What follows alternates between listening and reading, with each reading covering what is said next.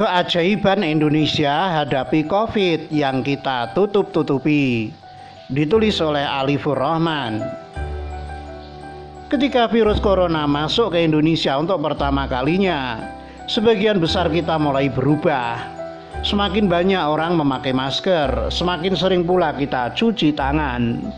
Pemahaman kita tentang virus juga mengalami perubahan. Awalnya ketakutan, menganggap virus ini mematikan karena memori kita sudah terlanjur diisi video orang-orang Cina yang mati berjatuhan di jalan raya. Tapi kemudian muncul pemahaman yang lebih detail dan sederhana bahwa virus ini tidak mematikan. Hanya mematikan bila penderitanya memiliki penyakit bawaan seperti penderita diabetes yang terkena luka, maka pemulihannya akan lama. Semula kita dibombardir dengan tuntutan lockdown, tutup total tanpa pergerakan. Tapi kemudian negara-negara lain yang lebih dulu melakukan lockdown ternyata tak mampu meminimalisir penyebaran virus. Sehingga semua negara yang semula melakukan lockdown kini mulai beralih pada jaga jarak. Padahal ratusan triliun sudah dialokasikan untuk subsidi.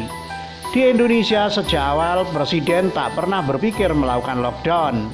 Hal itu kemudian dipertegas oleh Ketua Gugus Tugas Doni Monardo bahwa Indonesia tidak akan pernah lockdown. Doni sebagai Jenderal Kopassus juga menambahkan bahwa dirinya adalah prajurit yang patuh pada pimpinan, siap melaksanakan instruksi tanpa diskusi. Keyakinan kita soal vaksin juga mulai berubah. Semula kita berpikir bahwa pandemi ini hanya bisa berakhir kalau sudah ada vaksin. Tapi kemudian data-data menunjukkan bahwa banyak pasien corona berhasil sembuh. Data-data kesembuhan dari dalam dan luar negeri itu menjadikan kita sadar bahwa virus corona tidak mematikan. Virus tersebut bisa disembuhkan meski belum ada vaksinnya. Dua kesimpulan ini adalah kebenaran yang tak bisa dibantah. WHO yang semula ngotot agar negara melakukan lockdown kini berubah pandangan. Mereka akhirnya menyadari bahwa virus ini mungkin akan bertahan lama bersama kita. Dalam kata lain, virus corona ini akan menjadi keluarga penyakit pada umumnya seperti TBC, DBD, HIV, dan seterusnya. Sementara dari sisi medis juga muncul perkembangan. Pasien COVID kini dibagi menjadi 4 level: pasien ringan, sedang, buruk, dan kritis. Pada pasien ringan dan sedang dapat diberikan obat Avigan dan kloroquine. Sementara pasien kondisi buruk dan kritis dapat diberikan terapi plasma konvalesens.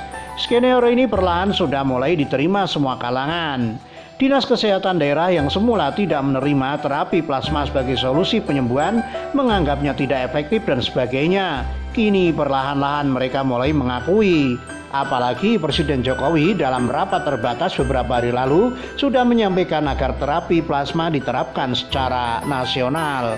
Jadi kita sejatinya sedang berubah.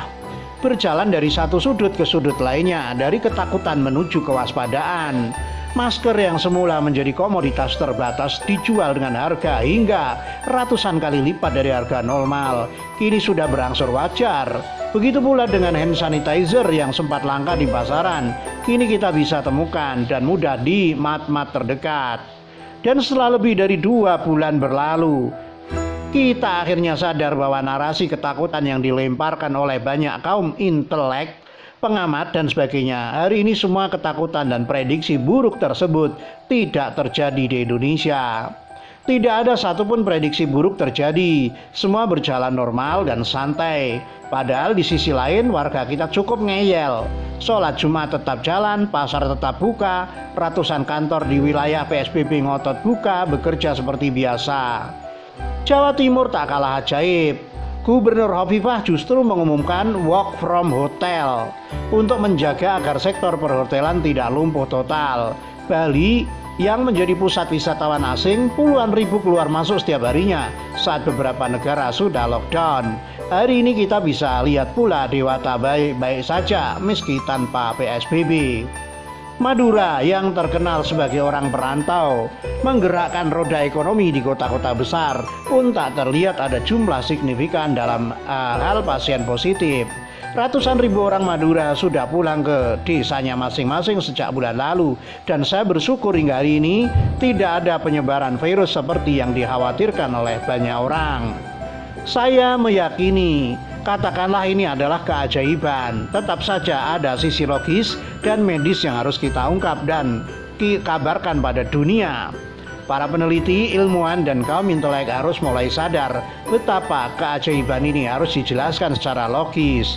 Hal ini jauh lebih penting dari angka-angka pertambahan pasien yang masih lebih kecil dari penyakit-penyakit lain.